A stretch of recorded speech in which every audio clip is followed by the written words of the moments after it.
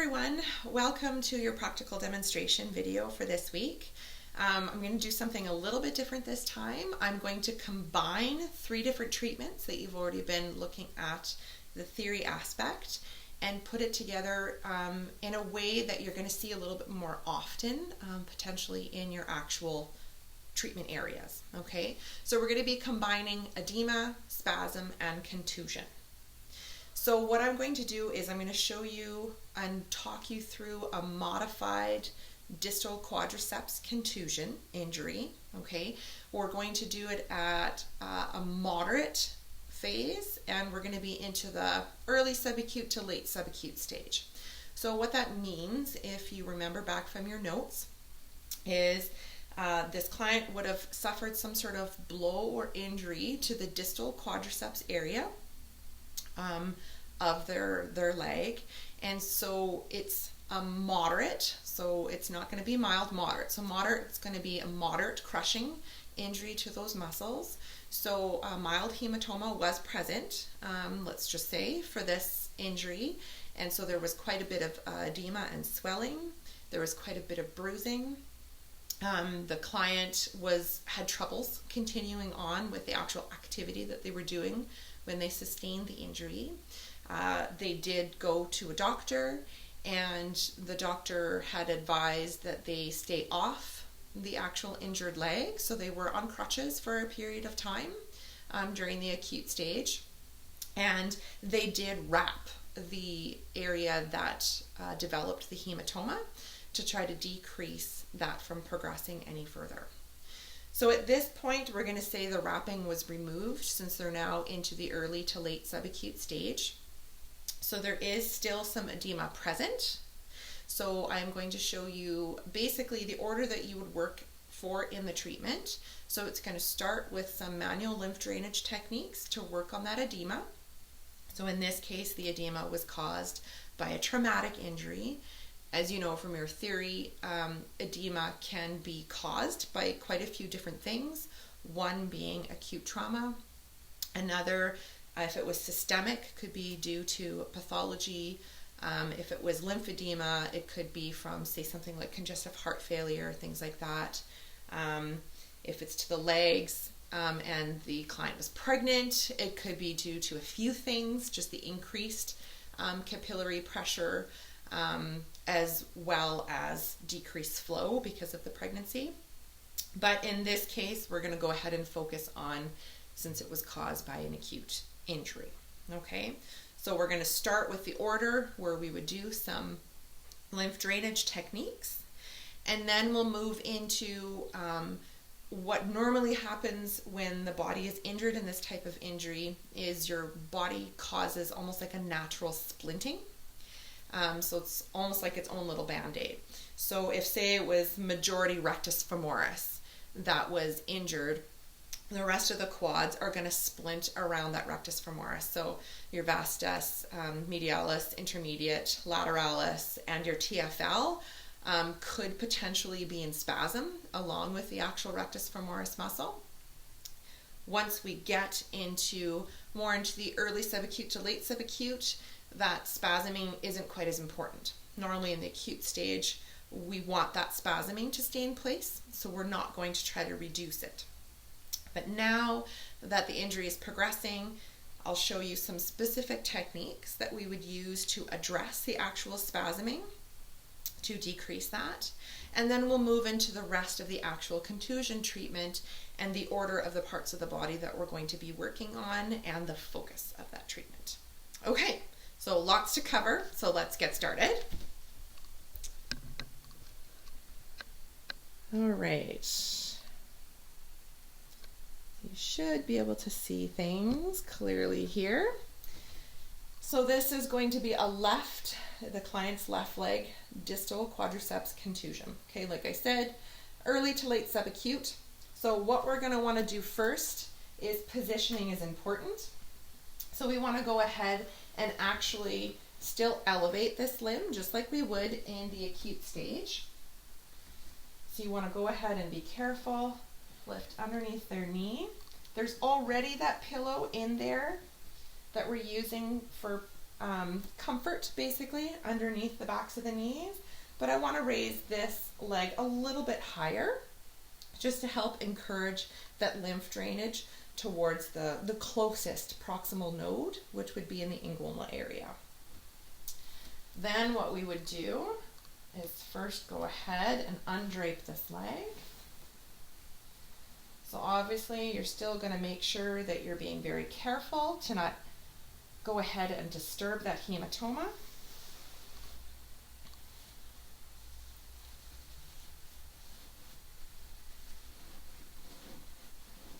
And make sure you've got a nice secure drape. Now, so this is where the actual injury, we're going to say, is. So what you would want to do is place some cool to cold hydrotherapy. And so you'll place an ice pack over that while we're working on the lymph drainage techniques. So first things, since we're in early to late subacute, we're still not going to be really doing any work distal to the area. So we don't want to further congest that bottleneck of the area that is already congested with lymph. So everything that we're going to be doing is working proximal to the injury site. So the first manual lymph drainage technique that we do to address the edema is some nodal pumping. Now this nodal pumping is always done to the major accumulation of nodes to the injury site distal to it. So in this case, it's going to be the grouping of nodes that are in the inguinal area. So all we do when we're doing the nodal pumping, it's not a lot of pressure, okay? This is all done without oil. So what you do is almost like a little bit of a wave motion that we're doing stationary over the actual inguinal nodes. So this is done a little bit over the drape.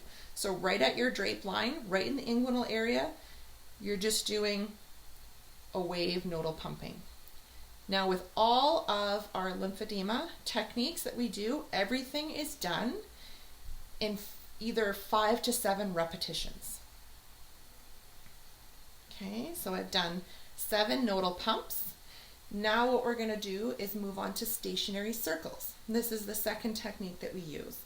So basically all you're doing is keeping your hand in a stationary motion and doing kind of a circle motion, and we're going up and in, directing the force towards the actual lymph nodes. So we start proximal, move distal, but we just go up to the proximal border of the injury itself, being very careful not to dislodge the hematoma that is present, okay? So stationary circles.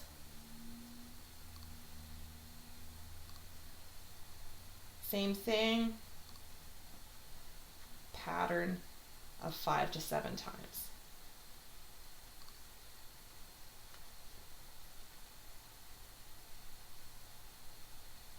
Now I kind of do a grid pattern. I'm going from more lateral, then I'm going to work myself more medial. Okay, so it's a small area that we're actually working on here.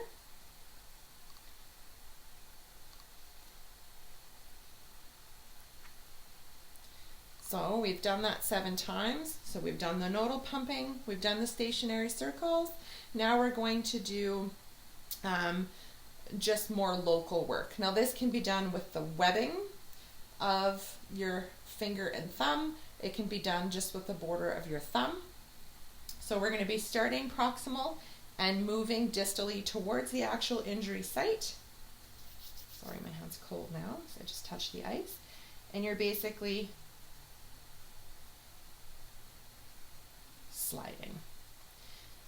Kind of when you're doing this work, you have to envision the fluid that is just below the surface, and you're kind of compressing and encouraging movement towards the lymph site.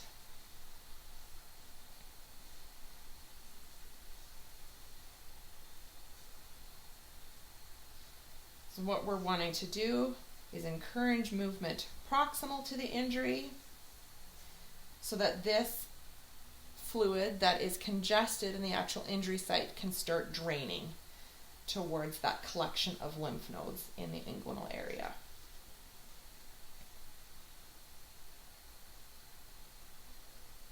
So it's not very much pressure.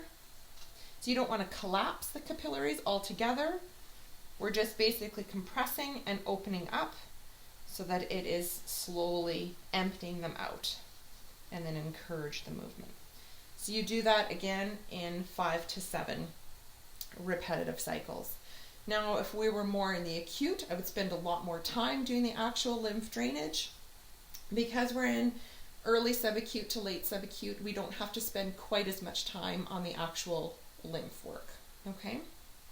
So once we've done the lymph work without oil, then we're gonna go ahead and re-drape the injured leg and start work on the unaffected leg so that we can get that reflex response, okay? So if we drape this up,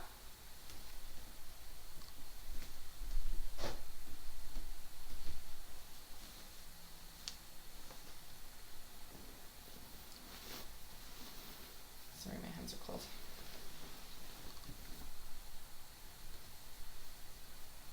At this point, I would go over to the unaffected side and we would go ahead and undrape it, keeping the affected leg comfortable and elevated. You could keep the ice on the distal side, right on the actual injury itself,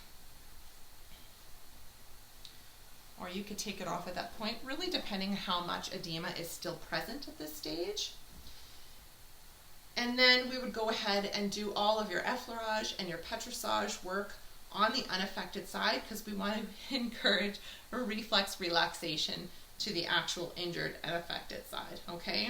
So we would, like I said, this is going to be modified. I don't want to do a full treatment here to show you, but we would spend some time on this entire leg, okay? Because this isn't actually injured, we can do the entire leg down to your feet. So you're going to do your effleurage, you're going to do petrissage. Because this side might have been doing a lot more work if the client was on crutches, there could be some tense, there could be some trigger points, some hypertonicity. So we want to go ahead and address all the musculature in this leg. Do the best that you can, all aspects, okay? Because they can't go ahead and lay on their affected leg, and it's going to be uncomfortable for them to lay prone.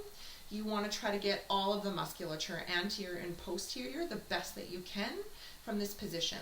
So you can work on all of the quadriceps, your adductors and your abductors quite easily.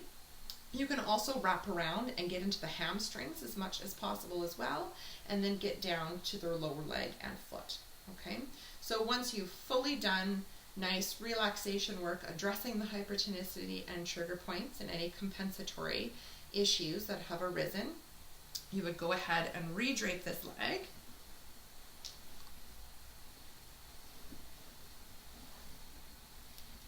And then move back to the actual affected side. So there's a little bit of back and forth happening with this treatment, okay?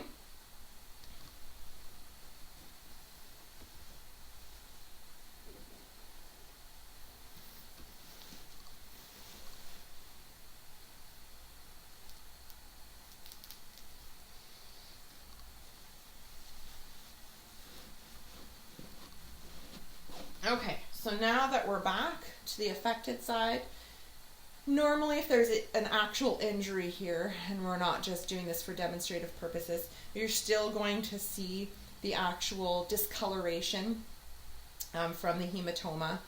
Like I said, at this point, it's usually going to have any sort of bandaging removed if there was a hematoma present, but you're still going to see some local swelling, some discoloration of the tissues. So you're going to know to go ahead and avoid the actual local work to that injury site, okay? So everything that we're going to be doing is working proximal.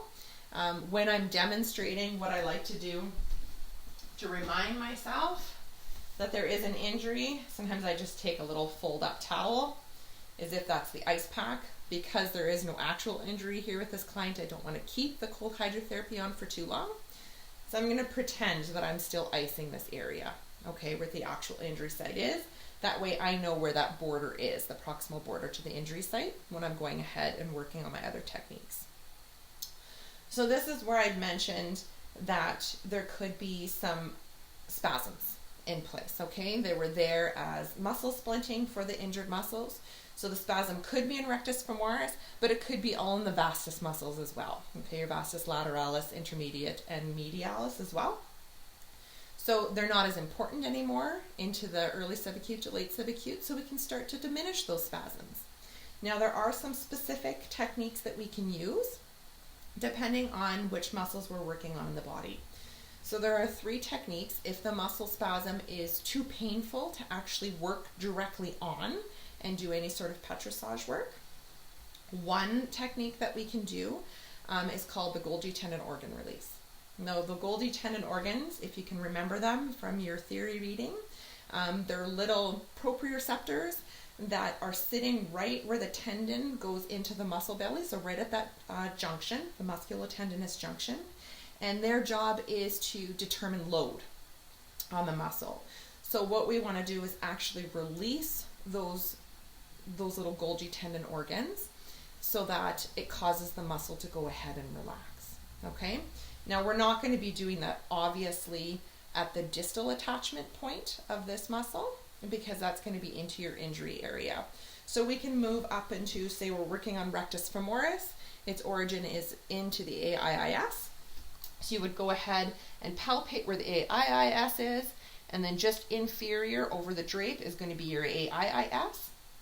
Now what you do for Golgi tendon organ release is you can either just put direct pressure on it, right on that tendon where it's meeting the muscle belly, and you can go ahead and even say it was you were working on that at the Achilles tendon, you can do a bit of an S-bow or a C-bow to put pressure on that junction. At this tendon, the best is going to be just direct pressure on the tendon itself until you can feel the muscle start to relax. Some other spasm release techniques that you can use if the muscle is too tender to work on is what we call the origin and insertion technique. This is very similar to the Golgi tendon organ release, okay? So we're just going to be working on the origin and insertion site. And so we'd be putting the direct pressure into that musculotendinous area, but then we're also going to do a little bit almost like a friction. So you're going to do it across the actual tendon, so perpendicular to the fibers, and then with the fibers, so almost like little plus signs right over that musculotendinous attachment. So you would do that over the origin tendon and over the actual insertion tendon. So this one works really, really great, say if you're working on supraspinatus or any of the smaller, not quite as long muscles. The origin insertion technique works. So it's like perpendicular and with. So it's making little plus signs with your finger right over that musculotendinous junction. So that's the origin and insertion technique. The other technique that we can use is what we call muscle approximation. So this, we're basically going to try to take the load off of the muscle itself. So what you're doing is going to try to bring your origin and insertion closer together. This one works really, really great over, say, your erectors on your back, okay? For demonstration purposes, I'll show you kind of how it could look with rectus femoris. So you're going to go ahead, and it works really great if you use like knuckles, or you can use thumbs. You would go closer to the actual muscle belly itself, so you're going to make sure you're off of the tendon. So just from the musculotendinous junction, but move on to the muscle belly. Same thing for at the insertion point. You're going to put pressure down, and then you're going to bring those origins and insertions together. So you're basically forcing the tension off of that muscle belly. So usually if we have a muscle spasm that we can't put direct work on the muscle belly, we can use one or a combination of the Golgi tendon organ release, the origin and insertion technique, or the muscle approximation. So that's what we would do until we start to feel that spasmed muscle relax. Then we can go ahead, apply oil, and we can do some nice effleurage work.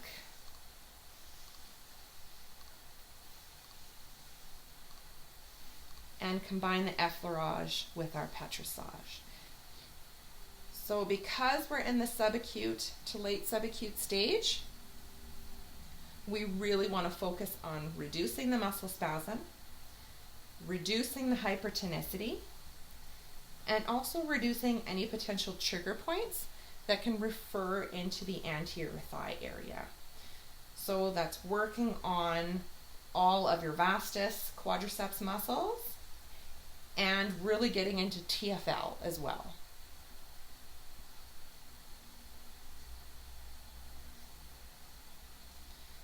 So you're going to make sure that you amply work on all of these quad muscles. Get into your abductors. Don't ignore the adductors as well. So all of the techniques you normally do, but make sure you're staying proximal to the actual injury site, being careful that you're not going to disturb that remaining formation of the hematoma. Okay. If you're more into the late subacute stage, we're not going to be doing really any on-site work yet, but you can start to do some compressions and vibrations through the distal limb, just to start encouraging some a little bit more circulation into the distal aspect as well. Very late subacute is where we can start doing a little bit more on-site work, but it's still going to be light on-site work, and that is, of course, if the hematoma has rectified itself and it's gone. So really paying attention to that TFL, looking for any trigger points that could be present. So it's communication with your client if they're getting any referral pain as you're moving over that muscle. Now at this point, if you wanted to go ahead and address any of the antagonistic muscles, you can get the client to move over into sideline with the injured leg on top. So in this case, since it's the left leg that is injured, the client would move onto their right side with their left leg on top. That way you can get into the glute muscles, your hamstring muscles, and then you can also do a little bit of shoulder work as well, and into their lats and everything, which might have been a little bit uncomfortable now that they've been using crutches for the acute and early subacute stage. Okay. So once we've gone ahead and done all of the specific work,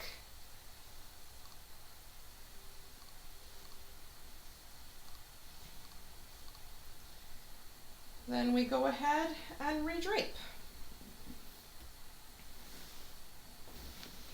And then, like I said, at this point is where you can go ahead, if the client is comfortable, and move them over into a side lying position. So once they're in side lying, like I said, you can go ahead and address their glutes, their hamstrings, and then you can get all the way up into their shoulder and back as well. So the main order of things, okay? It is subacute to late subacute, moderate contusion, so moderate crush injury to the muscle. First, we're going to elevate the injured leg.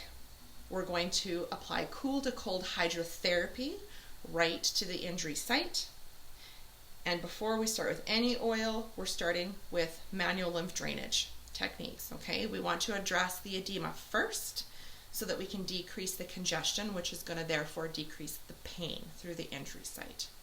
So you do your nodal pumps, your stationary circles, and your direct technique, okay? Then we redrape.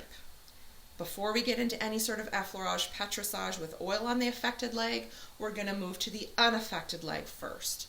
This is where we're going to try to get that reflex response into the affected leg. So we can do all of your effleurage, your petrissage through the entire leg, working through your adductors, your abductors, your hip flexors, and then wrapping around, getting into your hamstrings as best as you can, all the way down to the distal aspect of the leg. Then once that leg is fully addressed, redrape, move back to the affected side. This is where we can start with oil to get into your effleurage and your petrissage techniques proximal to the injury site, okay? So focusing on those spasmed muscles, using our spasm techniques, okay, if we can't get right into the bellies. So we can do the Golgi tendon organ release, we can do the origin and insertion release, and we can do muscle approximation. So you can do one of those or a combination of them, okay? Then we move directly into the spasmed muscles, which could be rectus femoris, it could be all of the compensating muscles surrounding rectus femoris, which were acting as a splint. And we further try to decrease the spasm with all of your petrissage techniques. Also looking at potential trigger points, which can be adding and causing pain into the anterior thigh. So really focusing into those vastus medialis, intermedius lateralis, and your TFL, which has a very common referral pattern to the anterior thigh. If we're into more late subacute, we can start to do a little bit of on-site work, which is more vibrations and slight compressions to the injury site as long as the hematoma is gone. And we can move into some distal work in your late subacute, okay, to try to get that circulation moving all the way through, okay. At that point, then we can move them into side lying if they're comfortable with the affected leg up, facing up, so they're not having any pressure on it. And we can get into the glutes and the hamstrings a little bit better, and then we can move up into their back a little bit easier as well to get into all of those muscles that could have been negatively affected from compensating posture, compensating gait, and then potentially of having to use crutches through the whole acute stage. So that is, in a nutshell, how you would approach subacute to late subacute moderate contusion to the distal quadriceps, focusing on edema, so your manual lymph drainage techniques, spasm techniques, and how to treat the actual contusion or hematoma site itself. Thank you.